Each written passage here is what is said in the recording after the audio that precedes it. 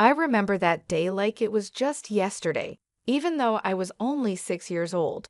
My name is Julie, and that day changed my life forever. Dad had gone on another business trip, leaving Mom and me alone in our house. I was playing with my dolls in the living room when I heard the doorbell ring. Mom rushed to answer it, her face lighting up when she saw who was there.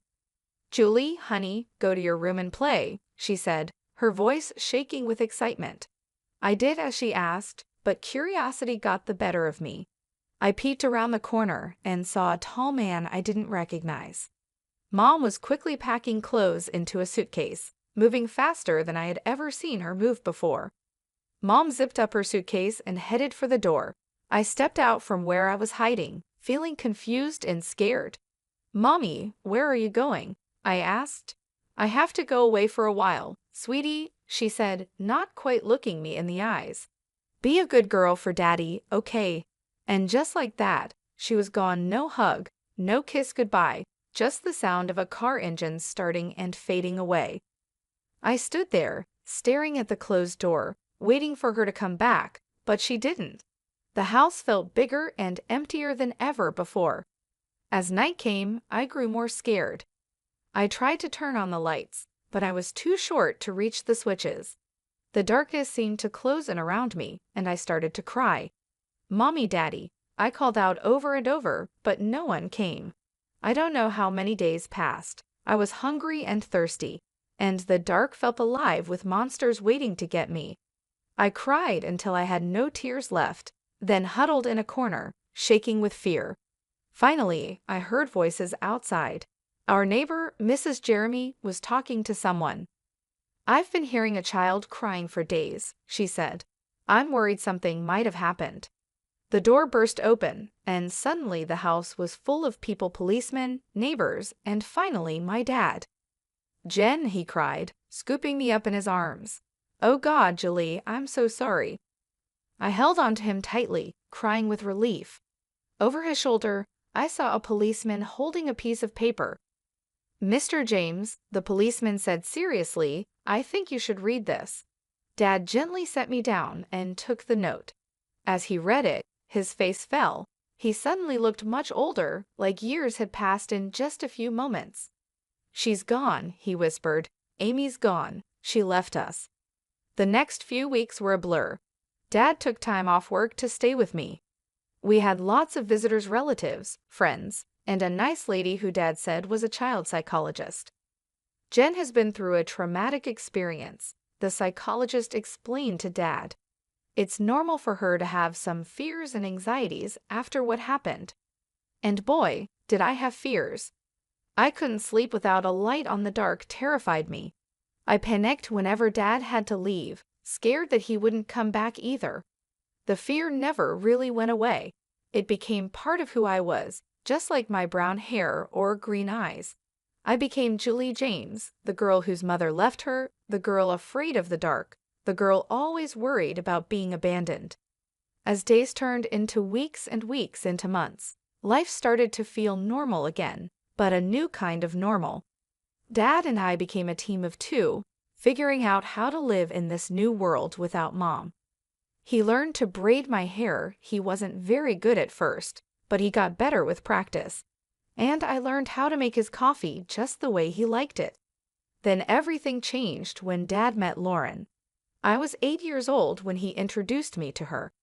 Lauren had kind eyes and a warm smile that made me feel comfortable right away. Over the next few weeks, Lauren became a regular part of our lives. She didn't try to replace my mom, which I appreciated more than I could say. Instead, she found her own place in our little family. One day, I overheard Dad talking to her on the phone. "I think it's time, Lauren. Will you move in with us?" Lauren moved in a week later. She didn't try to be my mom, but she became something just as important, a friend. She helped me with my homework, braided my hair much better than Dad ever could, and always made sure there was a nightlight in my room. As the years passed, other things changed too. Dad's company became successful, and suddenly we were moving to a big new house in a fancy neighborhood. I got my own room with a walk-in closet and a view of the backyard pool. But some things didn't change. I still slept with a nightlight. I still worried every time Dad went on a business trip, and sometimes late at night, I'd see him looking at old photos of Mom. My 11th birthday started like any other day. I woke up to the smell of pancakes, Lauren's special birthday treat for me. Dad was home from work, and we were planning a small party later. Everything seemed perfect. Then the doorbell rang. As I walked into the living room, I froze. Standing there, looking older but unmistakable, was my mother. Next to her was a little girl, about 6 years old, holding a teddy bear and looking around with wide eyes. "Amy," Dad said, his voice tight. "What are you doing here?" Mom took a deep breath. "Larry, I am so sorry for everything. I know I have no right to be here, but," she gestured to the little girl.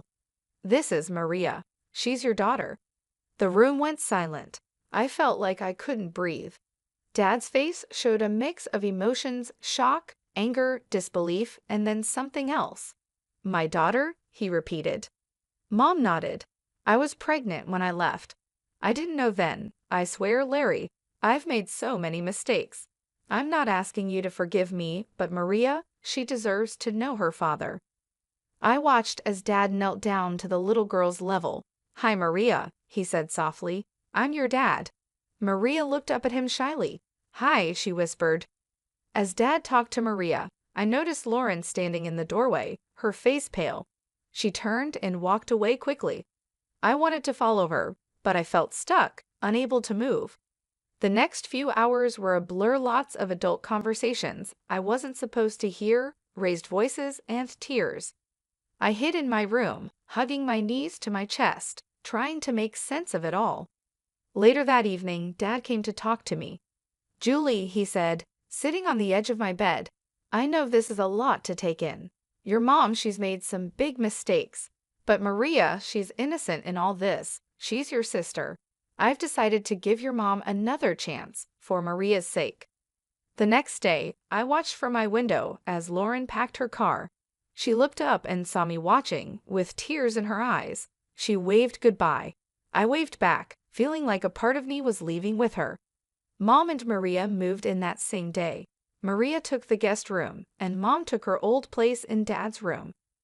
It felt wrong, like she was erasing the last 6 years as if they never happened. The years that followed were complicated. Mom was back, but it wasn't the happy family reunion I had hoped for. When I was younger, I might have dreamed about having a close relationship with my mom, but it never really happened. She adored Maria, giving her all the attention and love, but with me, there was always a distance, a feeling of awkwardness that never went away. Maria was just a kid. She didn't ask to be part of this complicated situation. I tried not to be resentful, but it was tough, especially when I saw how easily she fit into Mom and Dad's life in a way I never seemed to. By the time I turned 19, I was more than ready to leave for college. I decided to study zoology because animals were always easier for me to understand than people. They didn't judge, they didn't have complicated emotions, and they didn't come with messy family histories. They just were. The day I left for college was bittersweet. Dad hugged me tightly, his eyes misty. "I'm so proud of you, Julie," he said. "You're going to do great things."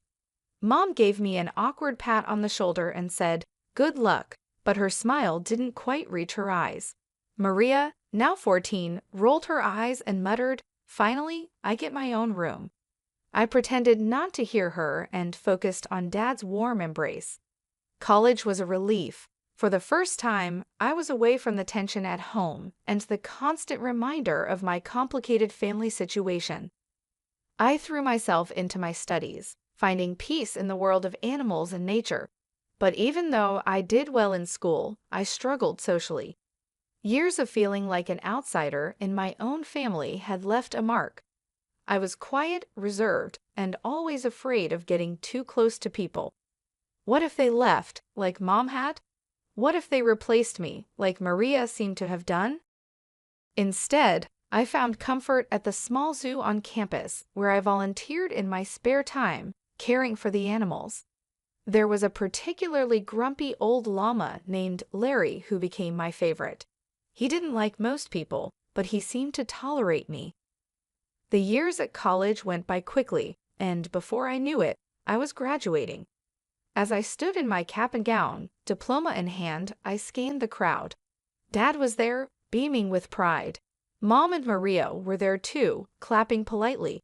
"Congratulations, Julie," Mom said stiffly. "Your father and I have been talking, and, well, we think it's time you started looking for your own place. You know, spread your wings." I felt like I had been punched in the stomach. I looked at Dad, hoping he would disagree with Mom, but he just looked away, his face full of pain. "Right," I said, trying to keep my voice steady. "Of course, I'll start looking right away." The days after my graduation were tense. I was back in my childhood home, but it didn't feel welcoming at all. Dad tried his best to make me feel comfortable, but Mom and Maria made it clear that I was not wanted there. "Julie, have you started looking for jobs yet?" Mom would ask during breakfast, her tone pretending to be sweet. "You know, it's important to get your foot in the door early," Maria would add, with a smirk. "Yeah, and maybe you could find your own place too. It's getting kind of cramped around here." Nights were the hardest. I still needed my nightlight to sleep, something Maria didn't miss. One evening, as I was getting ready for bed, she barged into my room. "Seriously?" she scoffed, pointing at my nightlight. "You're 23, and you still need that? No wonder you don't have any friends." I felt my cheeks burn with shame. "Leave me alone, Maria," I muttered, but she wasn't finished. The next day at dinner, she brought it up again, this time in front of everyone. "Hey, Mom, Dad," she said, her voice dripping with fake concern. "Don't you think Julie should see a therapist or something? I mean, she's an adult who's afraid of the dark and can't make friends. That's not normal, right?" Something inside me snapped. Years of bottled-up hurt and anger burst out. "You want to know why I'm like this, Maria?" I said, my voice shaking. "It's because when I was 6, my mother left me alone in a dark, empty house for days. Do you have any idea what that does to a child?" The table went silent. Dad stared down at his plate, his face full of guilt and pain. Mom's eyes widened in shock, and then quickly filled with tears. "How dare you?" she cried, her voice rising dramatically. "How can you be so cruel and vindictive? I've tried so hard to make amends, to be a family again, and this is how you repay me?" As Mom continued her tearful rant and Maria smirked triumphantly, I realized something: I couldn't live here anymore. This wasn't my home, and these people, they weren't my family, not really. From that day on, I threw myself into job hunting with new determination. Finally, a glimmer of hope, I had an interview scheduled at a small wildlife rehabilitation center. It wasn't glamorous, but it was a start. I left the house that morning feeling cautiously optimistic. But when I arrived, I found a hastily scribbled note on the door. "Interviews canceled due to unforeseen circumstances. We apologize for the inconvenience." Disappointed, I headed home earlier than expected. I unlocked the front door and heard voices coming from the living room, Mom and Maria deep in conversation. I was about to let them know I was home when I heard my name. If Julie wasn't around at all, Maria was saying, I mean, it's not fair that she gets any of Dad's money. She's not even really part of this family. "I know, sweetie," Mom replied in a calming voice, "but we have to be patient. Once she moves out, it'll be easier to convince your father to change his will. We just need to keep pushing her to leave." It felt like a bucket of ice water had been poured over me. They didn't just want me out of the house, they wanted me out of the family entirely. And they were after my inheritance too. I sat on my bed, my mind racing. What should I do? Should I tell Dad? But would he believe me over Mom and Maria? He had forgiven Mom for leaving us before, and he loved them both. Maybe he'd take their side. My first bit of luck came when I saw a job posting for the Oklahoma City Zoo. They needed a zoologist to help with their wildlife rehabilitation program. It wasn't a fancy job, but it was exactly what I had been trained for. I sent in my application right away, and to my surprise and happiness, I got called in for an interview. On the day of the interview, I stood in front of the zoo's main gate, taking deep breaths to calm my nerves. The interview went better than I could have imagined. The head zoologist, Dr. Frank, seemed impressed with my knowledge and passion. "You've got the job, Julie," she said with a warm smile. "Welcome to the team." I could have cried with relief. Finally, something was going right. Working at the zoo was everything I'd hoped for and more. I spent my days caring for injured wildlife, educating visitors about conservation, and even helping with research projects. In the evenings, I'd return to my tiny apartment, which I was able to rent with the money I saved. To combat the loneliness, I started joining online forums for animal lovers and people with similar interests. That's where I met Scott. Scott was from the same city, shared my love for animals, and had a great sense of humor that made me laugh even on my toughest days. We started chatting regularly, sharing stories about our day, and discussing everything from the latest conservation efforts to our favorite books. One day, Scott suggested we exchange photos. With trembling hands, I sent him a recent picture of me at the zoo. He replied with a photo of himself. He had kind eyes and a warm smile that made my heart skip a beat. But as much as I enjoyed our conversations, the idea of meeting in person or even admitting my growing feelings scared me. What if he rejected me once he got to know the real me? What if he left, just like Mom did? Around this time, I started talking with Hannah, a girl I met on a support forum for people with childhood trauma. She understood my fears in a way no one else had before. "You know what helps me?" Hannah wrote one day. "I write emails to the people I can't talk to in real life. I pour out everything I'm feeling, all the things I wish I could say, but I don't send them. I just save them as drafts. It's really healing." Taking Hannah's advice, I started writing emails to Dad. In them, I told him everything: how I overheard Mom and Maria's conversation, how hurt I was that he didn't seem to notice me anymore, and how I felt like an outsider in my own family. I also started writing to Scott. In these emails, I allowed myself to be vulnerable in a way I couldn't be in our chats. "Scott," I wrote, "I think I'm falling for you, but I'm scared. I'm scared of letting anyone get close to me. I'm scared of being hurt again."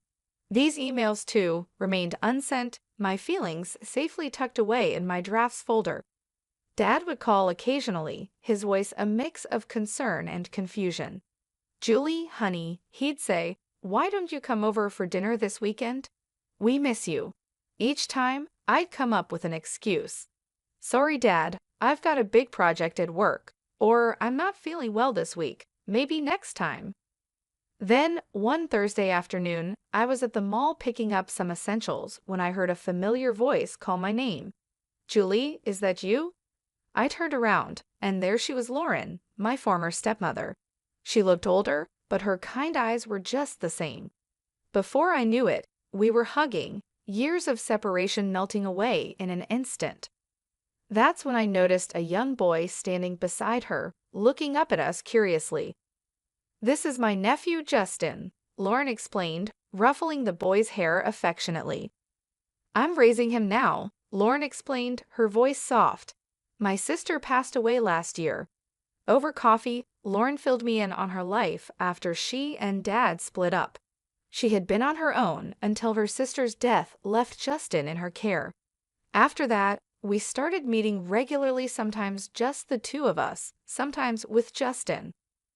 One day, Lauren called and urgently asked me to look after Justin for the evening. Justin arrived at my apartment, backpack in tow. As I prepared dinner in my tiny kitchen, I could hear him tapping away on my laptop in the living room. I told him he could play games if he finished his homework.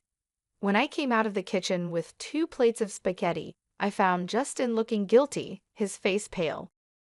"Julie," he said, his voice trembling, "I did something bad. I was curious, and I saw these emails in your drafts folder, and I sent them. All of them. I'm so sorry." The world seemed to spin around me. Those emails, my private thoughts, my deepest feelings had been sent out into the world. To Dad, to Scott, I felt like I couldn't breathe. That night, after Justin left, I lay in bed, my mind racing. What would Dad think?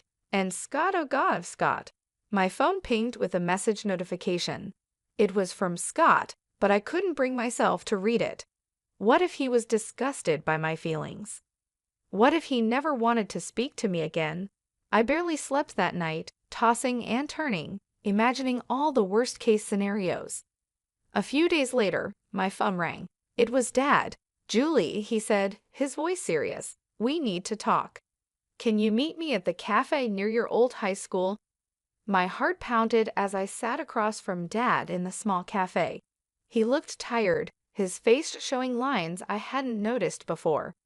"I got your emails," he said quietly.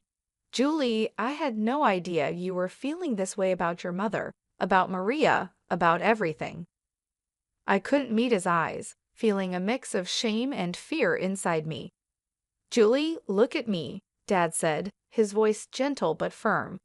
I looked up, surprised to see tears in his eyes. "I love you more than anything in this world. I'm so sorry I made you feel like you weren't important to me. That was never, ever my intention." We talked for hours, really talked, in a way we hadn't in years. We talked about Mom's return, about Maria, and about how I had felt pushed aside and forgotten. Dad listened, really listened, occasionally wiping away a tear. Finally, he stood up. "I need some time to process all this," he said, "but Julie, we're going to figure this out, you and me." As I watched him walk away, I felt a mix of relief and nervousness. What was going to happen now? But I didn't have much time to think about it because my phone rang again. It was Scott. "Julie," he said, his voice warm but a little nervous, "I got your email, and I feel the same way. I've been too scared to say it, but I really like you. Would you like to meet for coffee?" My heart soared. "Yes," I said, surprised by how steady my voice was. "I'd love to." The next day, I met Scott at a small coffee shop. He was even more handsome in person, with a kind smile that put me at ease right away. We talked for hours about our fears, dreams, and pasts. For the first time in years, I felt truly seen and understood. As the autumn leaves began to fall, my phone rang one crisp morning. It was Dad. "Julie," he said, his voice warm, but with something serious underneath, "I'd like you to come to Thanksgiving dinner. It's important to me that you're there." Something in his tone made me agree. Thanksgiving Day arrived, and I stood on the doorstep of my childhood home, my heart pounding. Scott had offered to come with me for support, but I felt this was something I needed to face on my own. Mom opened the door, her smile not quite reaching her eyes. "Julie, how nice of you to join us." Maria, lounging on the couch, barely looked up from her phone. "Oh, you came." Dad emerged from the kitchen and hugged me warmly. "I'm glad you're here, sweetheart," he whispered. As we sat down to dinner, the tension was thick. Mom and Maria exchanged glances, their smiles forced and fake, but Dad seemed unusually calm. Just as Mom started to serve the Oklahoma, Dad cleared his throat. "Before we begin, there's something we need to discuss." He reached down beside his chair and pulled out a thick manila folder. Dad began laying out documents on the table. "Amy, Maria," he said, "I've known for a while that something wasn't right, so I did some investigating." He held up a bank statement. "First, I discovered regular withdrawals from our accounts, that I didn't make quite substantial amounts, in fact." Mom's face turned pale, and Maria suddenly found her plate very interesting. Dad continued, pulling out another document. "I also hired a private investigator, Amy. He provided photographic evidence of your meetings with a certain gentleman at the Oklahoma City hotel." Mom gasped, her hand flying to her mouth. "Larry, I could explain," but Dad wasn't finished. He pulled out one final document, his hand shaking slightly. "I had a DNA test done," Dad said quietly. "Maria isn't my biological daughter."